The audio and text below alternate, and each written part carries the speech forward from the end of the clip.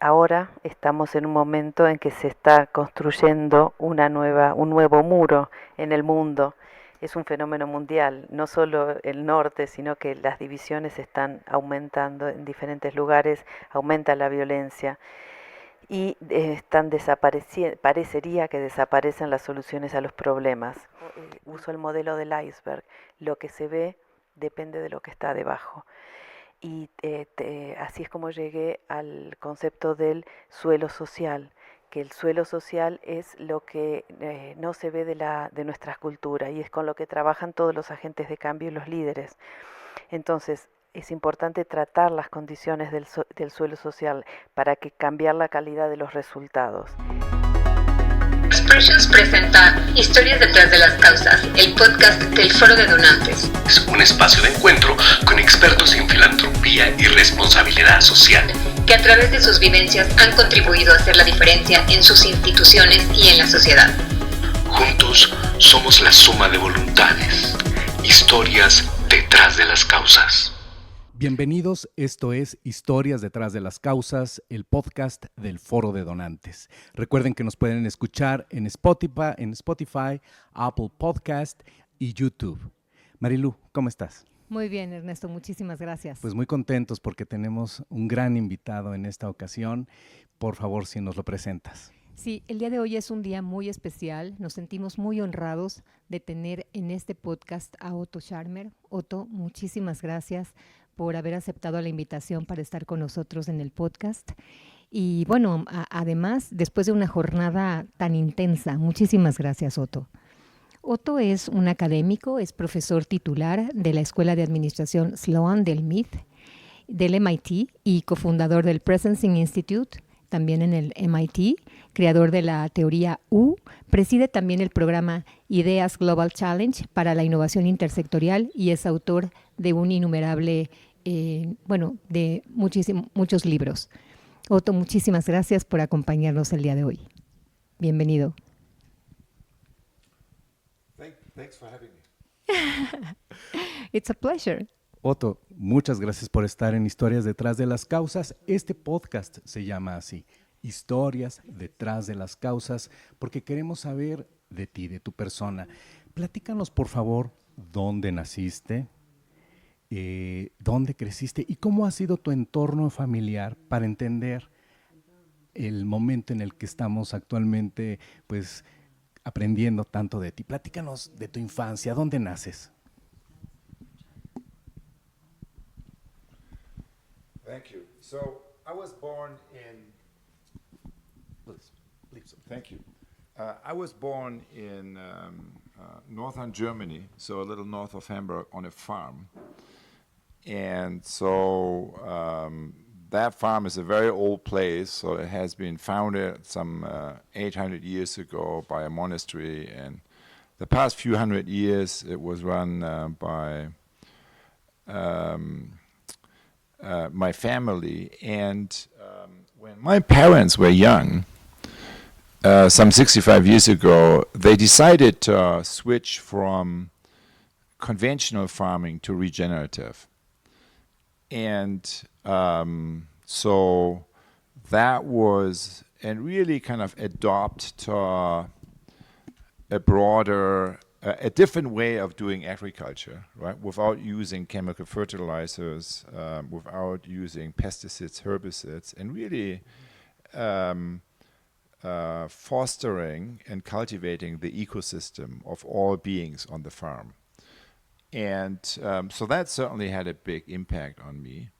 And one of the things I learned from growing up in such a place, which of course, is being run at the end of the day a community. So later, kind of we as a family moved the ownership of the farm to a cooperative. So to trust kind of basically a form of ownership that is dedicated to a purpose, steward ownership, and that allows a community of farmers to run the farm, which is the way it is done today.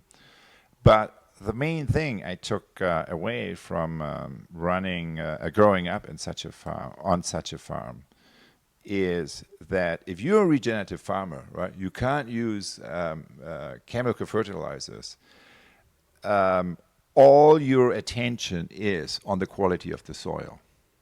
So, in other words, what I learned from that experience is that the quality of what's growing above the ground, what's visible to the eye, of the practical results of your harvest, is a function of the quality of the soil, which is what you don't see, kind of, which is what's above the ground, which is less visible, kind of, to the eye. That in order to get familiar with, you need to put your hand into the soil, right? You need to be engaged more deeply yourself.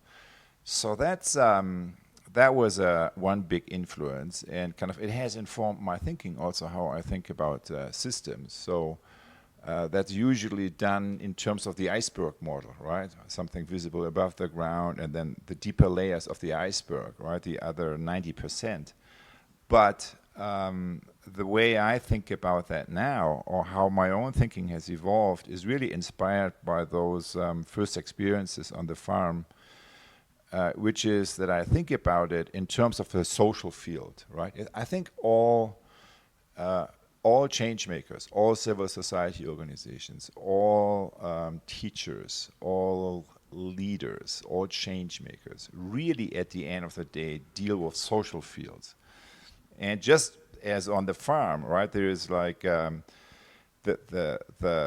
quality of the practical results that we create in our systems, right, what's visible to the eye above the ground, the quality of the social systems that we collectively enact is a function of the quality of the social soil.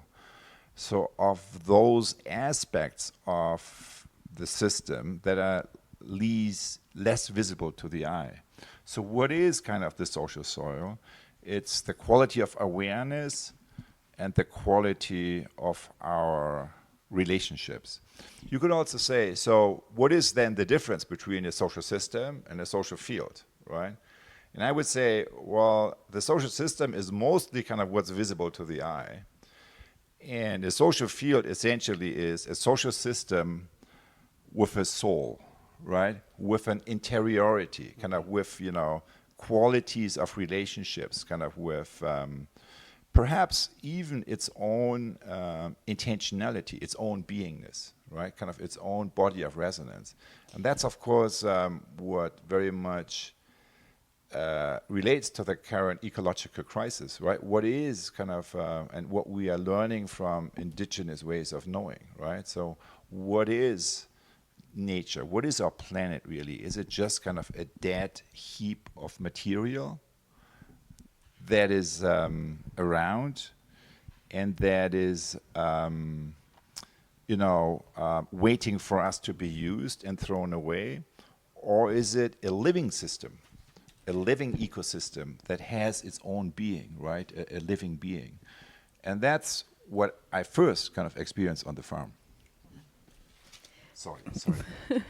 Bueno, nací en el norte de Alemania, en una granja. Es una granja que tiene ya más de 800 años. Primero perteneció a un monasterio y durante los últimos 100 años perteneció a mi familia. Y mis padres, cuando eran muy jóvenes, decidieron cambiar el sistema de cultivo y que sea una granja regenerativa. En términos generales, lo que quiere decir es que no usan pesticidas ni ningún tipo, ni agroquímicos. Crecer en ese lugar en el que me conecté con el sistema, con un ecosistema de todos los seres, lo que está debajo de la tierra y lo que está encima de la tierra, hizo que nosotros como familia empezáramos también a trabajar en una manera cooperativa, y se invitaron a otros granjeros como una forma de dominio diferente de la tierra, a trabajar diferente como una cooperativa. Y se formó una comunidad de granjeros. Cuando uno es granjero y cultiva de manera regenerativa, se da cuenta que la calidad del suelo, lo que no se ve, es lo que produce lo que se ve en la superficie. Y eso es lo importante, a lo que prestamos atención. ¿Y cómo afectó eso? para poder saber cómo está el suelo hay que poner las manos, tocarlo y transformarlo. Y eso afectó la manera en la que yo siento un sistema. Y por eso en lo que trabajo uso el modelo del iceberg. Lo que se ve depende de lo que está debajo. Y así es como llegué al concepto del suelo social, que el suelo social es lo que no se ve de nuestras culturas y es con lo que trabajan todos los agentes de cambio y los líderes. Entonces, es importante tratar las condiciones del suelo social para que cambiar la calidad de los resultados. Y la calidad de los resultados es una función de la calidad del suelo, de la calidad de la conciencia del sistema social. Y a partir de ahí hablo de los dos conceptos, el sistema social y el campo social. El sistema social es lo visible y el campo social sería el sistema social con alma, más lo invisible. Y en ese aspecto está la calidad de las relaciones y la intencionalidad. Y ahí es donde traemos la visión de los pueblos originarios en estos momentos de crisis ecológica, el concepto de los pueblos originarios que consideran la naturaleza como algo vivo y del que todos somos parte es muy importante en el modelo que estamos aplicando ahora. So, a second context that was very instrumental for me. So the farm is the first one. The second one has to do with the early stages of the environmental movement in the late 1970s. And that took the form of the anti-nuke movement and movement for regenerative energy, something we are still working on today. But back then, the energy industry, in their wisdom, tried to build, and then actually also did build a number of nuclear power plants in Germany, and there was a massive movement against it. I was part of that. One of the main construction sites and battlefields of that movement was close to our farm. And so participating in that grassroots movement, which later led to the foundation of the Green Party, and to legislation in Germany that really, when that party came into power and came into government, has led to really the energy feed-in tariffs, which helped to spark the birth of the regenerative energy industry, kind of all these companies. That all started as a grassroots movement back then, and what I felt there, so the experience was that and I think it's a general experience that all social movements have. And I would also say kind of many people who work in civil society context, which is that you're getting onto the streets, you're getting into activity because you know a different future is possible. You feel a possibility. It's not what you see out there, but you know it's possible. And you know that would be a better reality, kind of more in service, right, of human beings and all other beings. And that's what's motivating your action in the current moment. And essentially, what later, many years later, I tried to describe with the word presencing, right, which is also the title of the forthcoming book, but which is really the core concept of the U theory, I experienced in that movement, and it is something very simple. It is connecting to the current moment in a way that you meet the future in the moment, kind of that you have a connection to an emerging future possibility that you know is possible, but will not happen without you stepping up. It's that feeling that an experience that I had in that movement, and that gave me an experience which I believe is widely spread across the planet, but doesn't have a word. And the essence of that experience is meeting the future in the moment and turning yourself into an instrument for allowing that future to emerge. Voy a resumir un poco. Bueno, el segundo punto que es importante para mí del contexto en el que surgió la teoría U es que yo crecí con el movimiento ecosistémico, los principios del movimiento ecosistémico a principios de los 70 en Alemania. Y en ese momento la industria energética estaban empezando a crear algunas plantas nucleares en Alemania y hubo grandes protestas para cambiar las leyes y esa lucha en contra del poderío las plantas nucleares hicieron que se hicieran muchas leyes y las bases del Partido Verde. Y este movimiento, que se llamó un movimiento grassroots, de abajo hacia arriba, son todos movimientos sociales que surgieron en ese momento.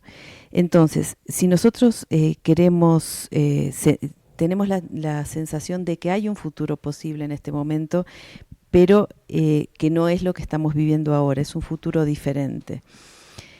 Y tenemos la sensación de que la realidad puede ser mejor, pero todavía no está pasando. Entonces, lo que motiva la acción en el momento actual es un concepto que desarrollé para la teoría U, es una palabra creada que se llama presenciación, y es el título del nuevo libro que está a punto de salir. Es el título que viene de estar totalmente presente y conectar con el futuro que quiere emerger en el momento. No, todos sabemos que algo es posible, tenemos la sensación de que algo es posible, y hay una parte del futuro que necesita que yo tome mi lugar y haga algo para que se haga realidad. A eso llamo la presenciación, conectar con el futuro posible que me necesita a mí para hacer una realidad. Es una experiencia que está ocurriendo en todo el planeta en este momento, pero muchas veces no tenemos las palabras para describirla. And there's a third experience that I would mention that was really instrumental in forming my,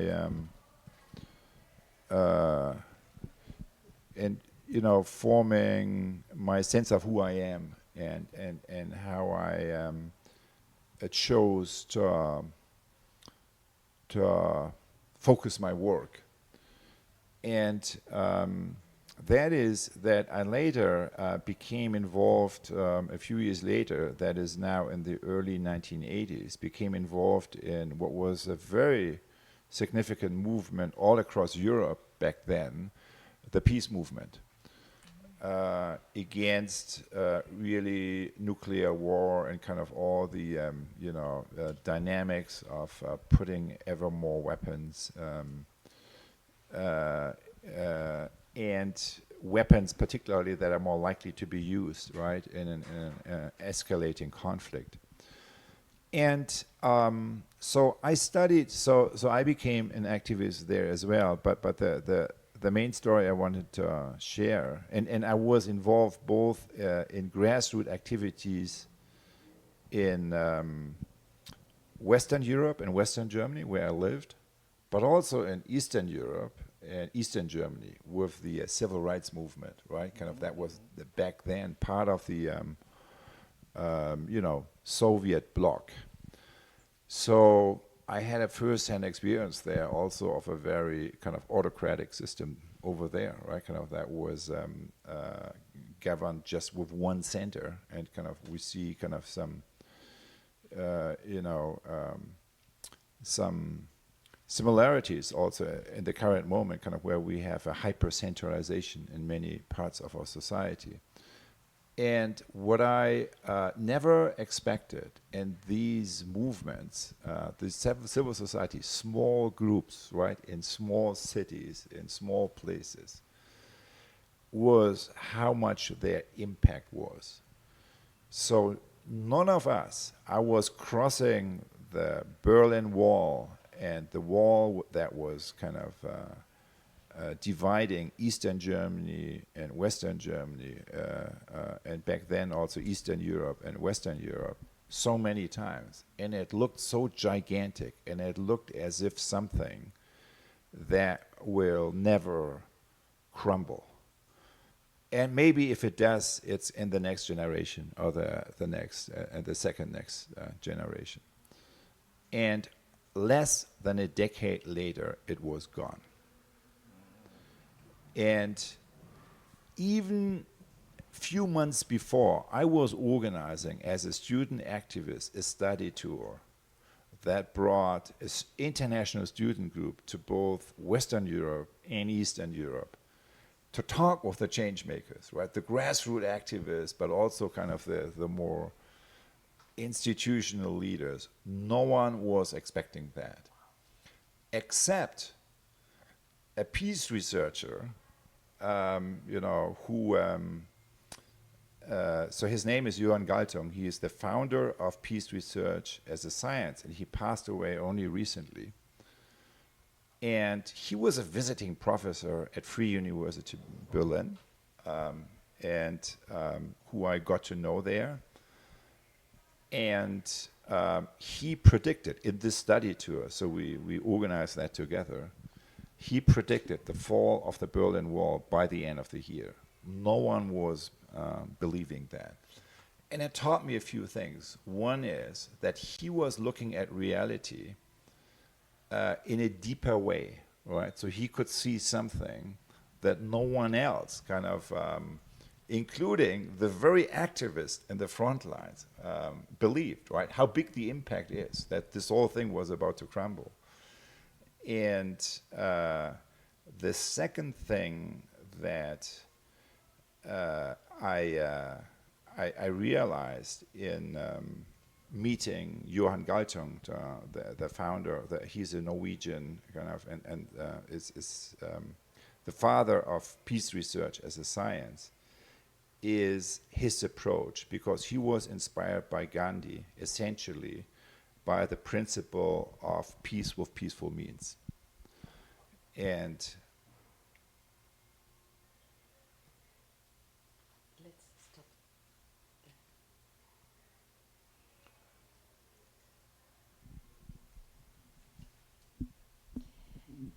el tercer punto que tiene que ver con quién soy y que me ayuda a formar mi sensación de quién soy y cómo elijo enfocar mi trabajo, tiene que ver con que en 1980 yo me comprometí con el movimiento de paz en Europa. Había muchas armas que se estaban usando y que son las que todavía se usan para escalar la violencia. Y fui parte del movimiento que también crecía, que era el movimiento grassroots, que era tratando de unir lo que pasaba en Alemania Occidental y en Alemania Oriental, con la parte del bloque soviético. Había muchas similitudes con lo que está pasando en el mundo actual, con esta gran división. Y lo que noté es que la sociedad civil en pequeños grupos, en pequeños lugares, eran los que lograron los mayores cambios. Cuando estábamos en Europa del Este, sentíamos que el muro que atravesaba atravesaba toda Europa, o nuestro país y toda Europa, parecía que nunca se iba a caer, parecía que iba a estar siempre ahí, que iba a llevar 2 o 3 generaciones lograr que desapareciera.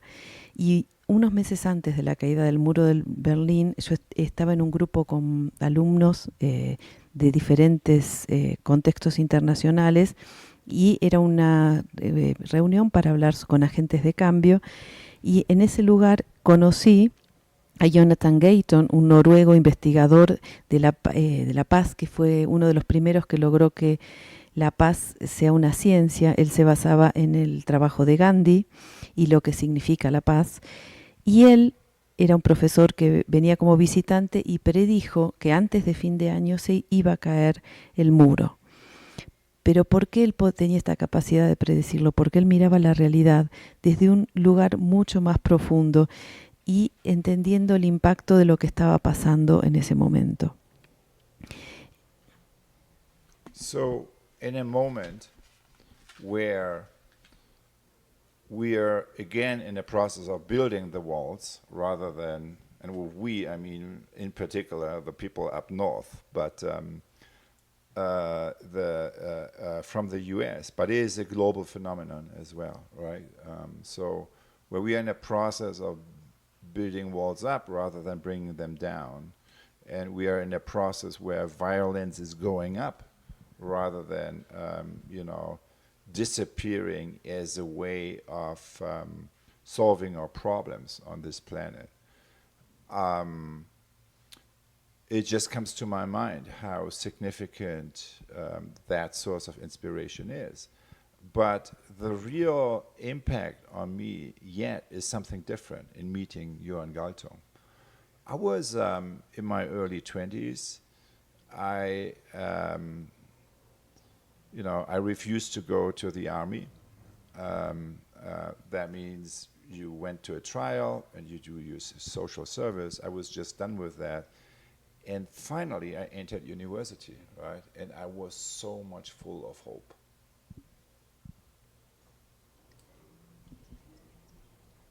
And I was so disappointed by what I saw, so disillusioned by the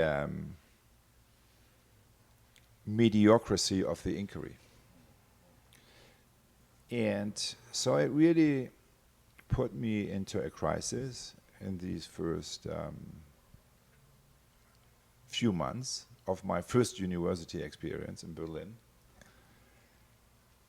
But then I sat in a lecture of a visiting professor who did research in a completely different way. And that was Johan Galtung. So that was this peace researcher.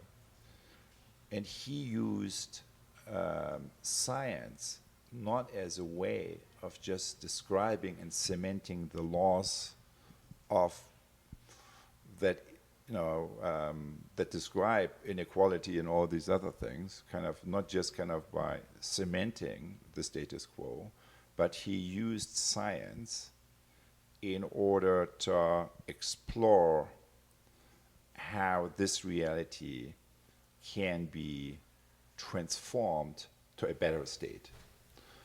And so in his words, science as, or scientific activity as seeking and breaking of invariances, right, of the laws, to make the relationships better serve all human and all other beings. And that is something that deeply inspired me.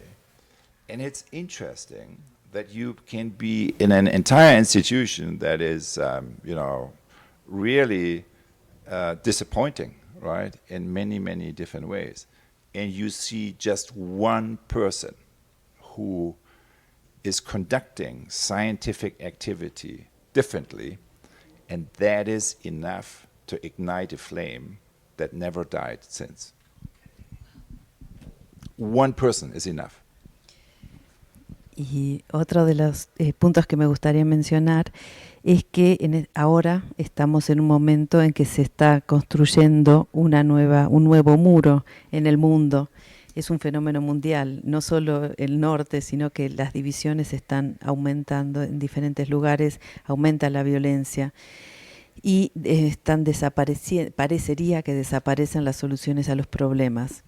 Y quiero contarles que cuando yo ingresé en la universidad en Berlín, yo era parte estaba a los inicios de mis 20 años y decidí no ir a la guerra, y uno cuando toma esa decisión tiene que ir a un juicio para explicar por qué y hacer trabajo social. Y cuando ingresé en la universidad tenía muchísima esperanza porque pensaba que ahora sí podía lograr cosas, pero esa esperanza se transformó muy rápido en desilusión por la mediocridad de las preguntas, de las búsquedas que encontré en la universidad en Berlín, y tuve una crisis.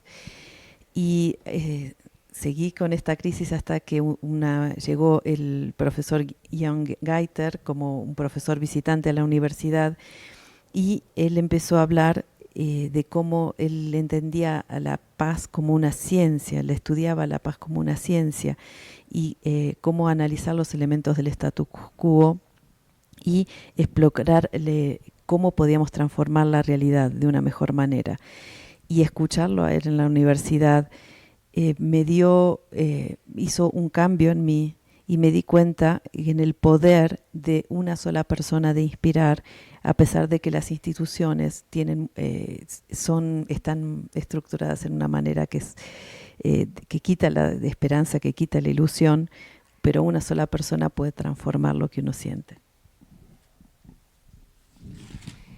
Bueno, Otto, sin duda es también muy inspirador para nosotros escuchar esto que nos dices en este contexto que estamos viviendo, no solo como país, sino en el mundo en general.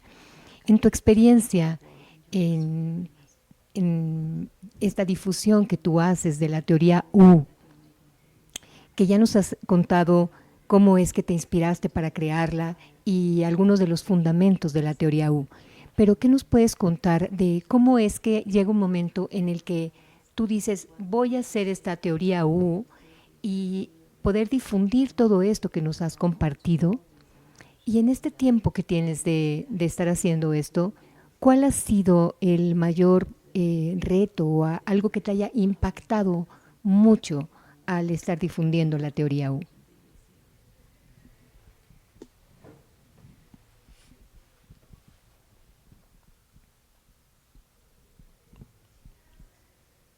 Sorry, what was the first part of the?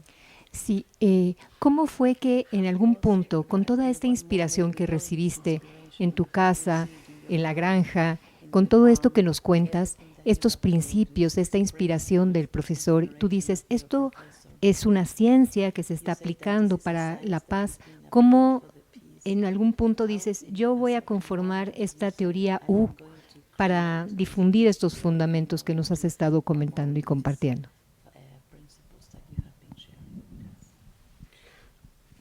I don't know whether that moment actually ever existed. I don't think I ever went out and say, I'm going to create this and that, and so now here's my 5 steps into that. I never did that. So I think it is actually working differently. It is. So I shared with you 2-3 experiences, right? The farm, the anti-nuke movement, the green movement in Germany back then for renewable energy, and then the peace movement and meeting Johann Galtung. There are other experiences, right? And so they speak to you on the level of I want to make sense. I want to really understand that. I really want to put that into a framework that helps me to make sense. But it also kind of it touches you in your heart, right? Because and it's also kind of in terms of I'm not just a distant observer, right? I am I try to see science as a way of not only making sense of what is existing, but it's a way of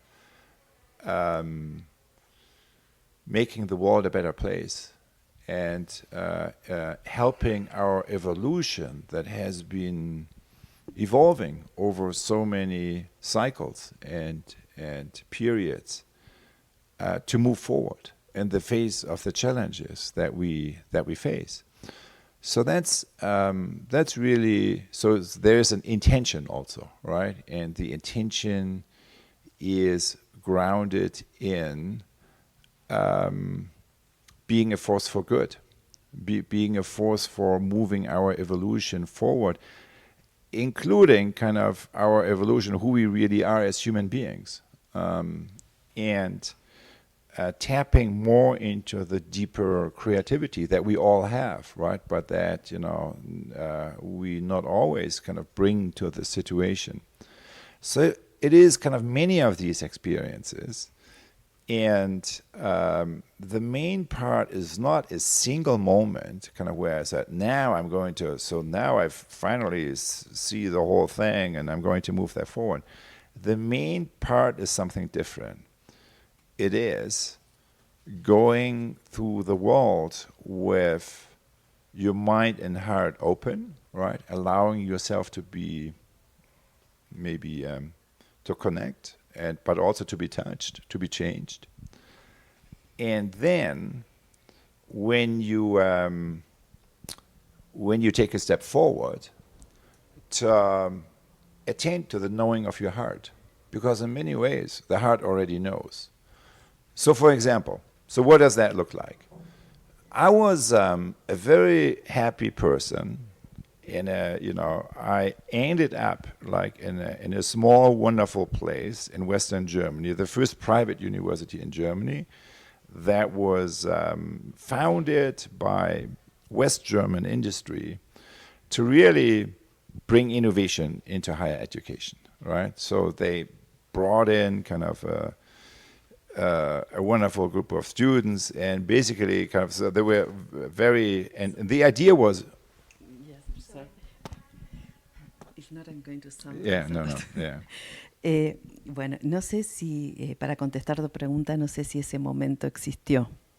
No fue que en un momento decidí que iba a crear la teoría U, que iban a ser 5 pasos, sino que son 3 experiencias, las experiencias que compartí: crecer en una granja, el primer movimiento de Alemania, el movimiento de grassroots, el movimiento de paz en Alemania, y conocer al profesor Johann Gator. Pero también hay otras experiencias que hacen que todo tenga sentido cuando tocan nuestro corazón.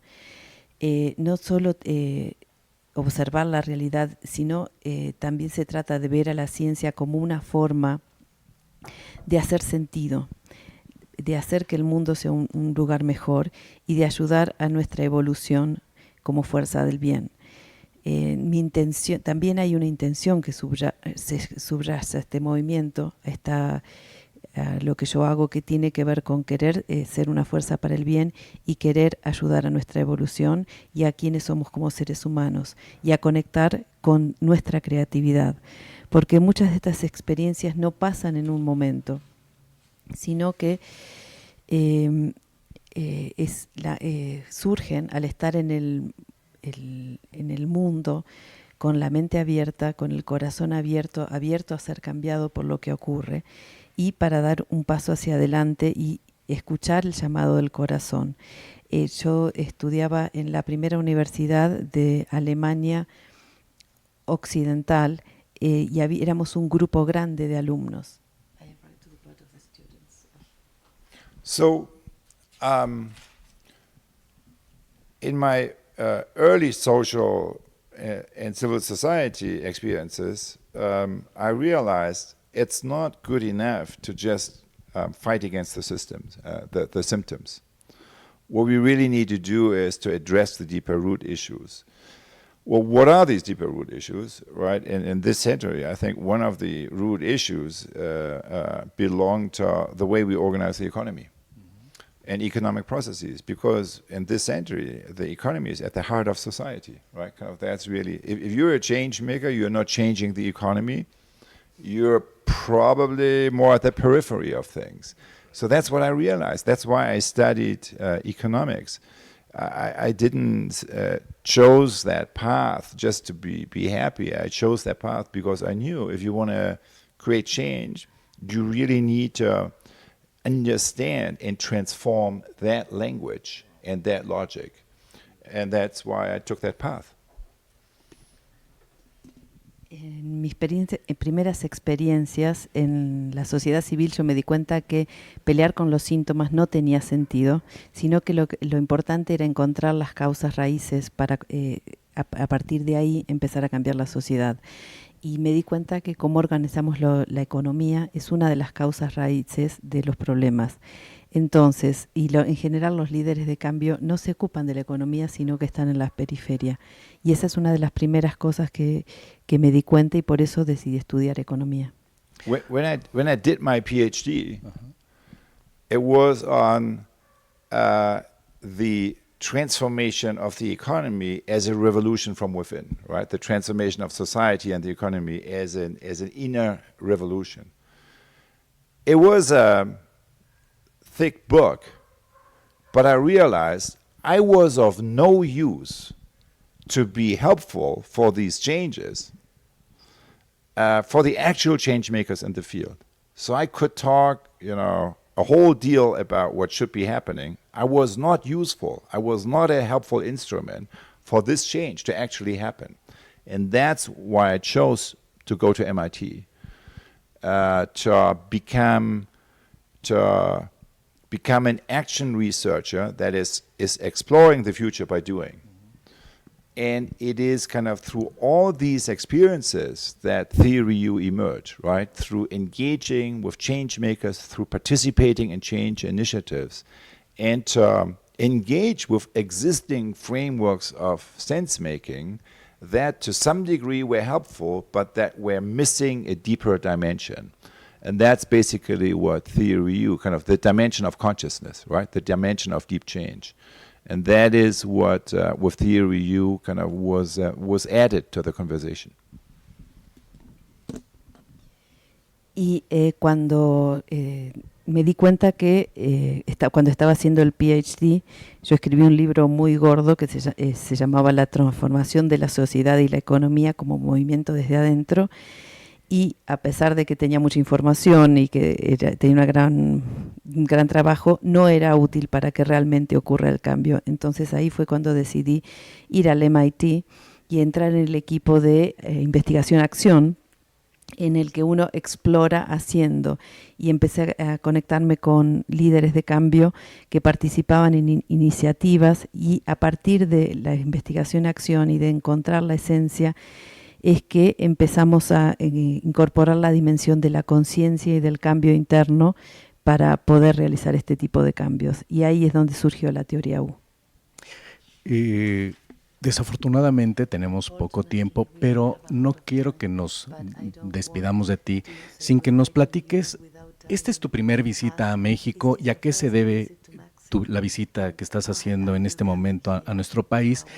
Y también me gustaría saber si estás dando algún mensaje específico para los mexicanos que te están escuchando en esta visita. ¿Hay algo en especial que estás compartiendo de acuerdo al contexto que está viviendo nuestro país?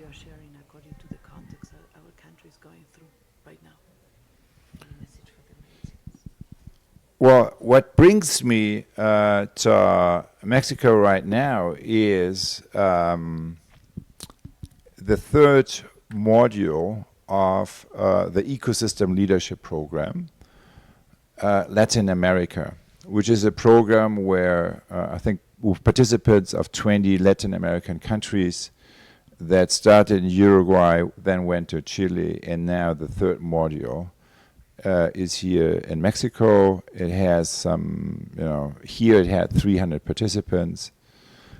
And so it is a multi-year journey from change makers across all sectors. So that's kind of the formal reason why I'm here. And I have been here last week. But this week I'm staying on for another week in order to have the possibility really to connect with leaders in business, in civil society, with leaders in universities, really kind of across all the sectors to learn kind of the challenges that you face from here and establish relationships out of which hopefully we can, going forward, deepen the collaboration, not only kind of in the Latin American network that we have been, that is quite amazing really, and that we have been fostering over the past few years, but of course also the North American network, kind of where we are neighbors and where the current political developments are very, very challenging, right? And are of a nature, like, for example, the Trump tariffs, right, since last week have been, they are 1 week old. They have been wiping out equity of $10 trillion since, only in the US, not counting the others. And it is to the benefit of no one, right?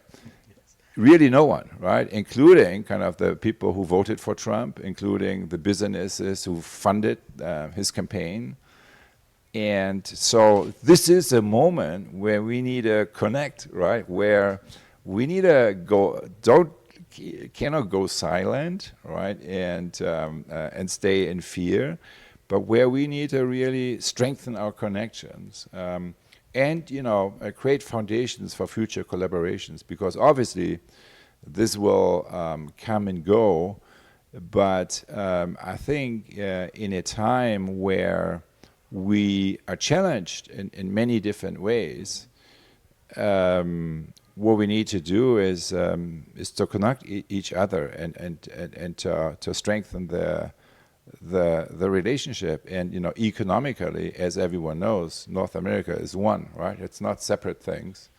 Just look at the reality, right? You can be in denial of reality, but just look at the wonderful capacity that has been built here over the past few years. But it also goes on a cultural level, and it also goes on a political level, and most importantly on a human level, right? And that is where. So what is my message? I don't know. I mean, my message is to apologize, right?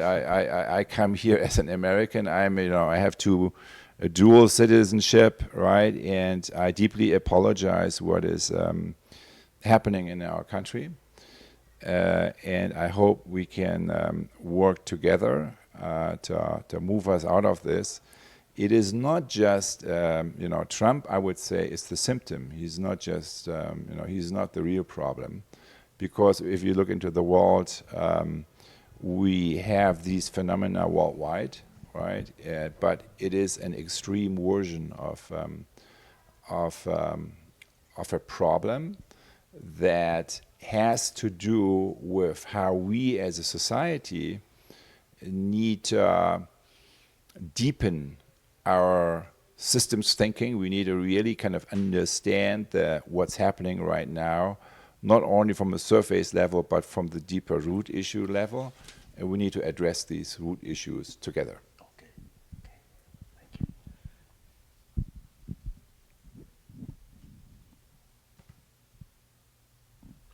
But I want to say that, and that may not always look like that, that not what's happening, the extreme forms of what's happening now is not supported by the majority of Americans. The reason they voted for the current government has been their own pain. And Trump was the only disruptive option on the ballot. The progressive, so-called progressive side has not articulated and challenged the deeper root issues. And so I'm not like here, one side is the problem, we just only need to move to the other side. That's not what I'm saying. I think kind of the whole conservative progressive, the left and right, is a 20th century way of thinking about politics. We really need to approach it in a new way. We need to form new alliances. We need to move beyond polarization. We need to really build the capacity to collaborate with people who hold different beliefs, right? Not around ideologies, right? But we live in a situation like when an earthquake happens or a natural disaster, right? What is happening then? Then we come together, we help each other, we collaborate.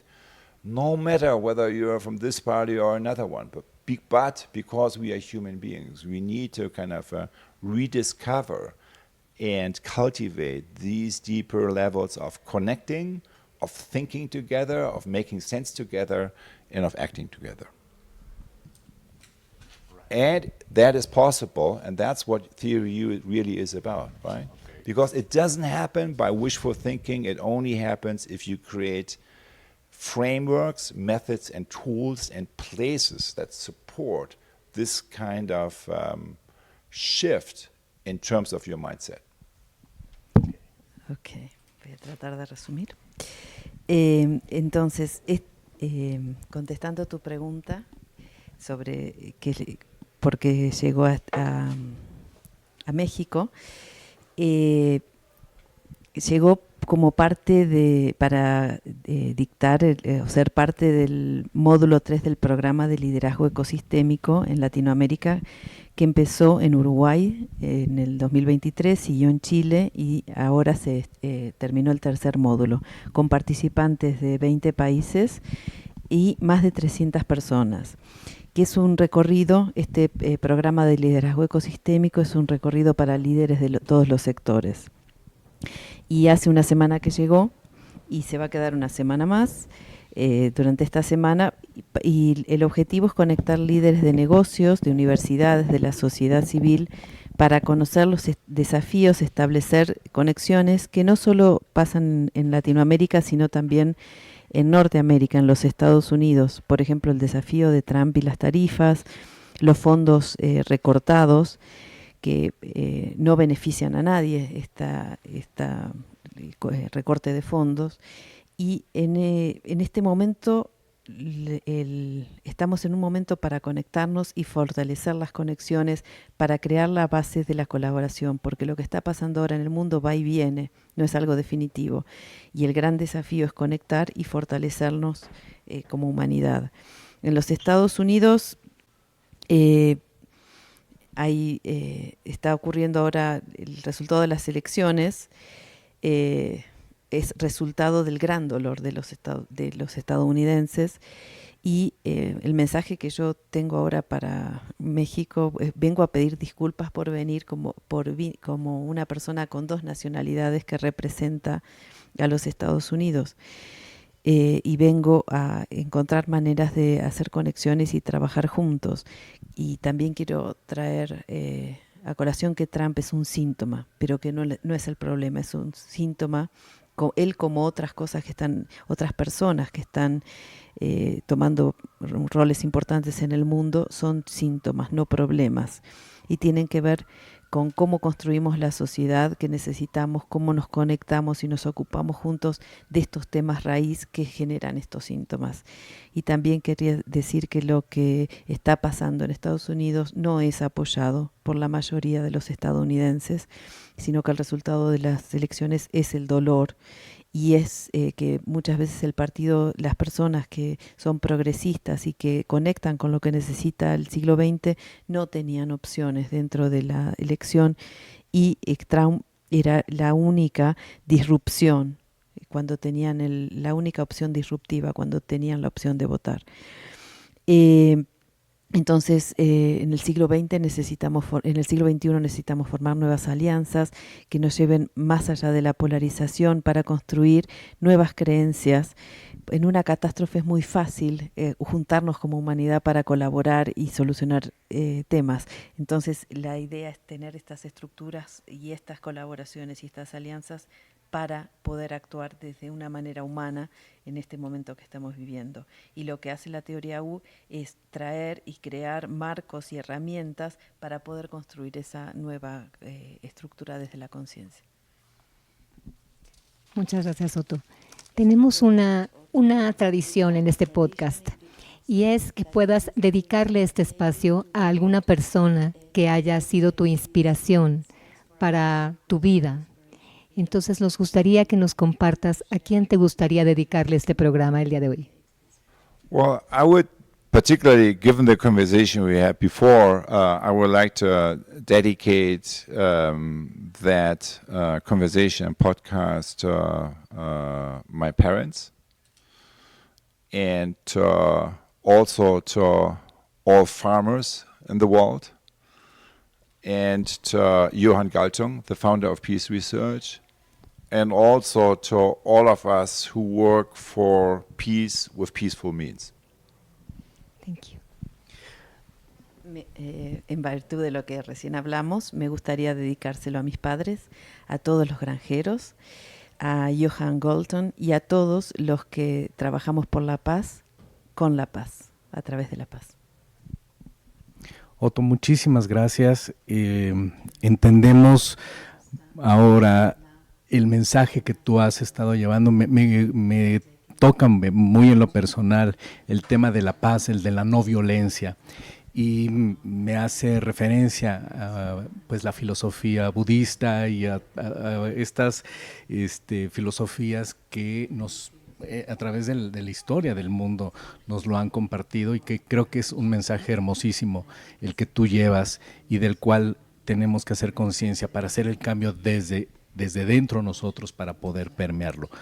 Agradecemos tu visita a nuestro país, agradecemos que estés aquí en el podcast Historias detrás de las causas. Marilu, muchísimas gracias. Esto fue Historias detrás de las causas, el podcast del Foro de Donantes.